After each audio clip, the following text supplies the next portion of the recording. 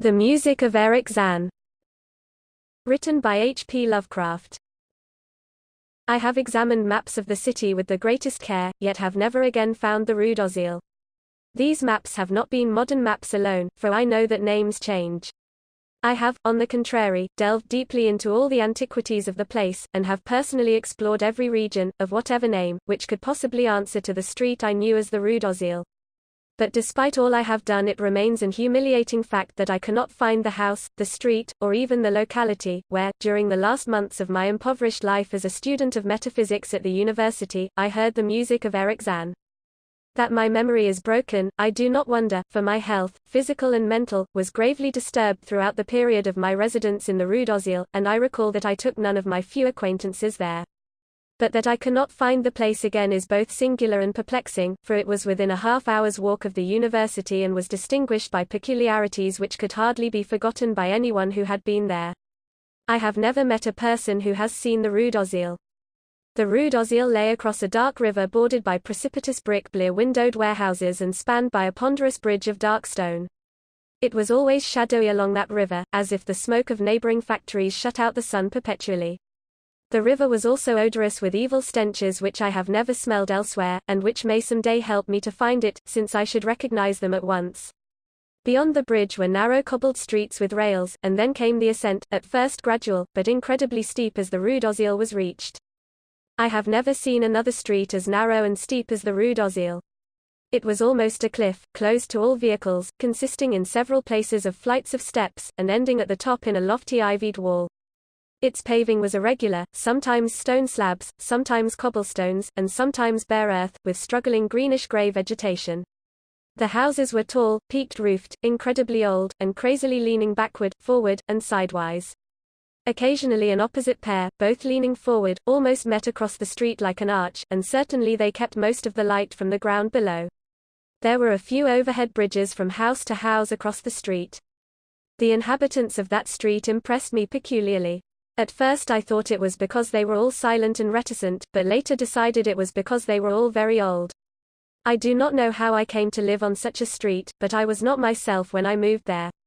I had been living in many poor places, always evicted for want of money, until at last I came upon that tottering house in the Rue d'Ozil, kept by the paralytic Blandot. It was the third house from the top of the street, and by far the tallest of them all. My room was on the 5th story, the only inhabited room there, since the house was almost empty. On the night I arrived I heard strange music from the peaked garret overhead, and the next day asked old Blandot about it. He told me it was an old German viol player, a strange dumb man who signed his name as Erich Zann, and who played evenings in a cheap theatre orchestra, adding that Zann's desire to play in the night after his return from the theatre was the reason he had chosen this lofty and isolated garret room, whose single gable window was the only point on the street from which one could look over the terminating wall at the declivity and panorama beyond. Thereafter I heard Zann every night, and although he kept me awake, I was haunted by the weirdness of his music. Knowing little of the art myself, I was yet certain that none of his harmonies had any relation to music I had heard before, and concluded that he was a composer of highly original genius. The longer I listened, the more I was fascinated, until after a week I resolved to make the old man's acquaintance.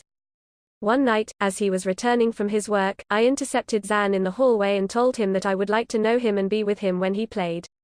He was a small, lean, bent person, with shabby clothes, blue eyes, grotesque, satyr-like face, and nearly bald head, and at my first words seemed both angered and frightened. My obvious friendliness, however, finally melted him, and he grudgingly motioned to me to follow him up the dark, creaking, and rickety attic stairs. His room, one of only two in the steeply pitched garret, was on the west side, toward the high wall that formed the upper end of the street. Its size was very great, and seemed the greater because of its extraordinary bareness and neglect. Of furniture there was only a narrow iron bedstead, a dingy washstand, a small table, a large bookcase, an iron music rack, and 3 old-fashioned chairs. Sheets of music were piled in disorder about the floor. The walls were of bare boards, and had probably never known plaster, whilst the abundance of dust and cobwebs made the place seem more deserted than inhabited. Evidently Erich Zann's world of beauty lay in some far cosmos of the imagination. Motioning me to sit down, the dumb man closed the door, turned the large wooden bolt, and lighted a candle to augment the one he had brought with him. He now removed his viol from its moth-eaten covering, and taking it, seated himself in the least uncomfortable of the chairs. He did not employ the music rack, but offering no choice and playing from memory, enchanted me for over an hour with strains I had never heard before, strains which must have been of his own devising. To describe their exact nature is impossible for one unversed in music. They were a kind of fugue, with recurrent passages of the most captivating quality, but to me were notable for the absence of any of the weird notes I had overheard from my room below on other occasions. Those haunting notes I had remembered, and had often hummed and whistled inaccurately to myself, so when the player at length laid down his bow I asked him if he would render some of them. As I began my request, the wrinkled satyr-like face lost the bored placidity it had possessed during the playing, and seemed to show the same curious mixture of anger and fright which I had noticed when first I accosted the old man. For a moment I was inclined to use persuasion, regarding rather lightly the whims of senility, and even tried to awaken my host's weirder mood by whistling a few of the strains to which I had listened the night before. But I did not pursue this course for more than a moment, for when the dumb musician recognized the whistled air his face grew suddenly distorted with an expression wholly beyond analysis, and his long, cold, bony right hand reached out to stop my mouth and silence the crude imitation. As he did this he further demonstrated his eccentricity by casting a startled glance toward the lone curtained window, as if fearful of some intruder. A glance doubly absurd, since the garret stood high and inaccessible above all the adjacent roofs, this window being the only point on the steep street, as the concierge had told me, from which one could see over the wall at the summit. The old man's glance brought Blando's remark to my mind, and with a certain capriciousness I felt a wish to look out over the wide and dizzying panorama of moonlit roofs and city lights beyond the hilltop, which of all the dwellers in the Rue d'Ozil only this crabbed musician could see. I moved toward the window and would have drawn aside the nondescript curtains, when with a frightened rage even greater than before the dumb lodger was upon me again, this time motioning with his head toward the door as he nervously strove to drag me thither with both hands. Now thoroughly disgusted with my host, I ordered him to release me, and told him I would go at once. His clutch relaxed, and as he saw my disgust and offense his own anger seemed to subside. He tightened his relaxing grip, but this time in a friendly manner, forcing me into a chair, then with an appearance of wistfulness crossing to the littered table, where he wrote many words with a pencil in the labored French of a foreigner. The note which he finally handed me was an appeal for tolerance and forgiveness.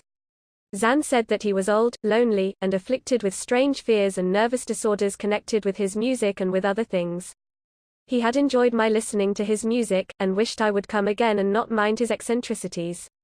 But he could not play to another his weird harmonies, and could not bear hearing them from another, nor could he bear having anything in his room touched by another. He had not known until our hallway conversation that I could overhear his playing in my room, and now asked me if I would arrange with Blandot to take a lower room where I could not hear him in the night. He would, he wrote, defray the difference in rent. As I sat deciphering the execrable French I felt more lenient toward the old man. He was a victim of physical and nervous suffering, as was I, and my metaphysical studies had taught me kindness. In the silence there came a slight sound from the window. The shutter must have rattled in the night wind, and for some reason I started almost as violently as did Erich Zann. So when I had finished reading I shook my host by the hand, and departed as a friend. The next day Blandot gave me a more expensive room on the third floor, between the apartments of an aged money-lender and the room of a respectable upholsterer. There was no one on the fourth floor. It was not long before I found that Zann's eagerness for my company was not as great as it had seemed while he was persuading me to move down from the fifth story. He did not ask me to call on him, and when I did call he appeared uneasy and played listlessly. This was always at night. In the day he slept, and would admit no one. My liking for him did not grow, though the attic room and the weird music seemed to hold an odd fascination for me. I had a curious desire to look out of that window, over the wall and down the unseen slope at the glittering roofs and spires which must lie outspread there. Once I went up to the garret during theatre hours, when Zann was away, but the door was locked. What I did succeed in doing was to overhear the nocturnal playing of the dumb old man. At first I would tiptoe up to my old fifth floor, then I grew bold enough to climb the last creaking staircase to the peak garret. There, in the narrow hall, outside the bolted door with the covered keyhole, I often heard sounds which filled me with an indefinable dread.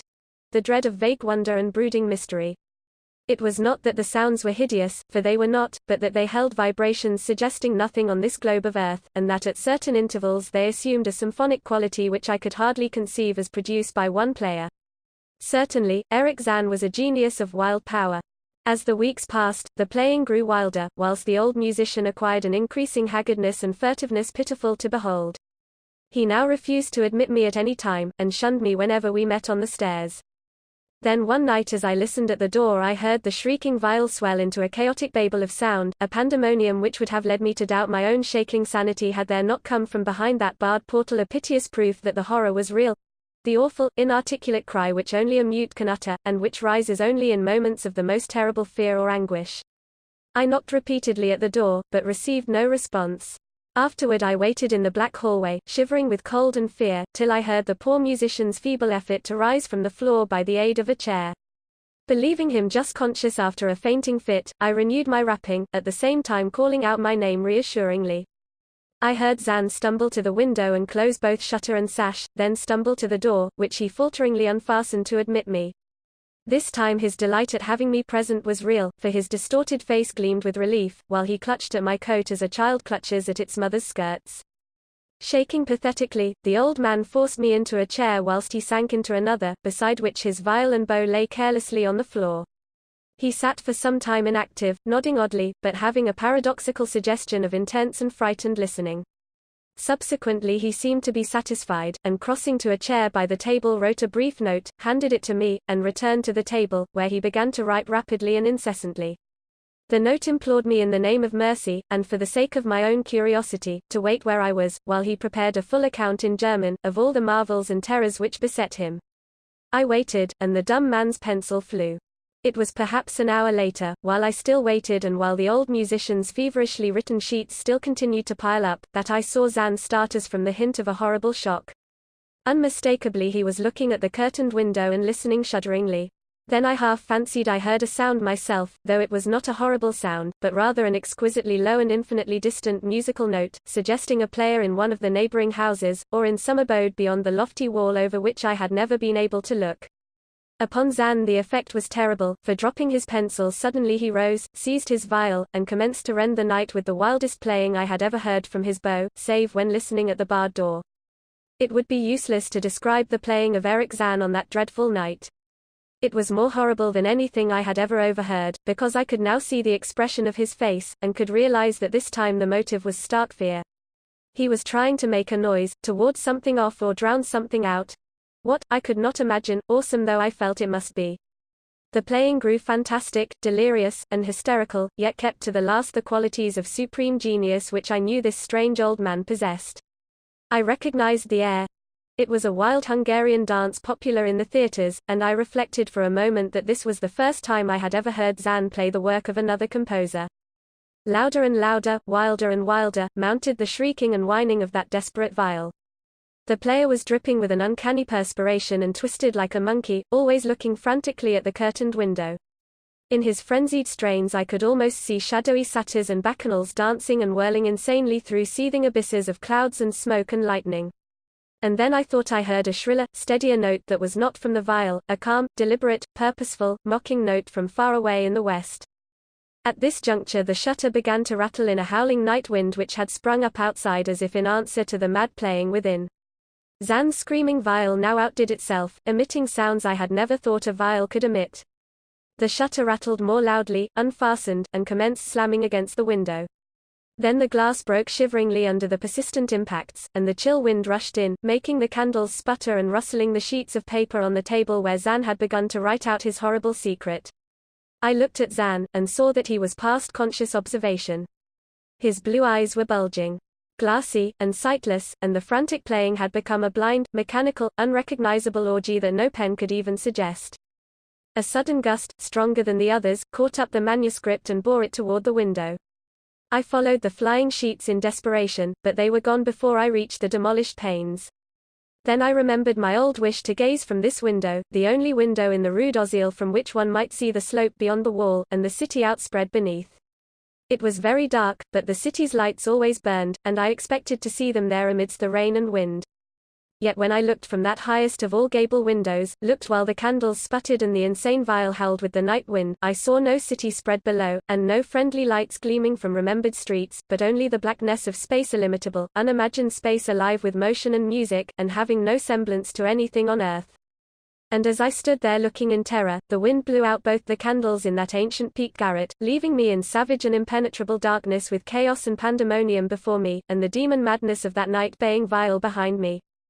I staggered back in the dark, without the means of striking a light, crashing against the table, overturning a chair, and finally groping my way to the place where the blackness screamed with shocking music. To save myself and Erich Zann I could at least try, whatever the powers opposed to me. Once I thought some chill thing brushed me, and I screamed, but my scream could not be heard above that hideous vial. Suddenly out of the blackness the madly soaring bow struck me, and I knew I was close to the player. I felt ahead, touched the back of Zann's chair, and then found and shook his shoulder in an effort to bring him to his senses. He did not respond, and still the vial shrieked on without slackening. I moved my hand to his head, whose mechanical nodding I was able to stop, and shouted in his ear that we must both flee from the unknown things of the night. But he neither answered me nor abated the frenzy of his unutterable music, while all through the garret strange currents of wind seemed to dance in the darkness and babble. When my hand touched his ear I shuddered, though I knew not why. Knew not why till I felt of the still face, the ice-cold, stiffened, unbreathing face whose glassy eyes bulged uselessly into the void. And then, by some miracle finding the door and the large wooden bolt, I plunged wildly away from that glassy-eyed thing in the dark, and from the ghoulish howling of that accursed vial whose fury increased even as I plunged. Leaping, floating, flying down those endless stairs through the dark house, racing mindlessly out into the narrow, steep, and ancient street of steps and tottering houses, clattering down steps and over cobbles to the lower streets and the putrid canyon-walled river, panting across the great dark bridge to the broader, healthier streets and boulevards we know, all these are terrible impressions that linger with me. And I recall that there was no wind, and that the moon was out, and that all the lights of the city twinkled. Despite my most careful searches and investigations, I have never since been able to find the Rue d'Ozil. But I am not wholly sorry, either for this, or for the loss in undreamable abysses of the closely written sheets, which alone could have explained the music, of Erich Zann.